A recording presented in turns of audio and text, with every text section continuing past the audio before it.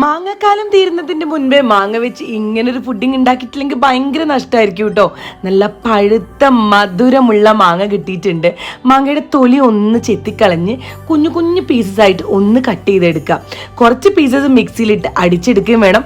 ബാക്കിയുള്ളത് അവിടെ മാറ്റി വെക്കണം. മാങ്ങ ചെറുതാക്കി അരിഞ്ഞ് മിക്സിയിൽ ഇതുപോലെ ഒന്ന് പേസ്റ്റ് ആക്കി എടുത്തിട്ടുണ്ട്. ഏതെങ്കിലും ഒരു ബ്രാൻഡിന്റെ വിപ്പിംഗ് ക്രീം എടുത്ത് അതിലേക്ക് ഈ മാങ്ങേന്റെ പൾപ്പ് ബാച്ച് ബൈ ബാച്ച് ആയിട്ട് ചേർത്ത് കൊടുത്ത് നല്ലോണം ഒന്ന് മിക്സ് ചെയ്ത് ഇതുപോലെ ഒന്ന് നല്ലോണം ബീറ്റ് ചെയ്തെടുക്കുക. മധുരത്തിന് പഞ്ചസാരയോ മിൽക്ക് മെയ്ഡോ ഏത് വേണേലും ചേർക്കാം.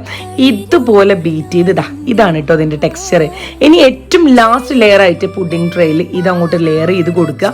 കട്ട് ചെയ്ത് കുനുകുന അരിഞ്ഞു വെച്ച മാങ്ങാ പീസ് ഇതിന്റെ മുകളിൽ ഇട്ട് കൊടുക്കുക. കാണാനുള്ള ഭംഗി മാത്രമല്ല കഴിക്കാനും പൊളിയാട്ടോ.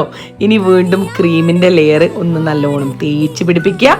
മാങ്ങാ പീസ് കുനുകുന ഇട്ട് കൊടുക്കുക. മാങ്ങാ പുഡിംഗ് തണുപ്പിച്ച് കഴിഞ്ഞാൽ രുചിയോടെ കഴിക്കാം.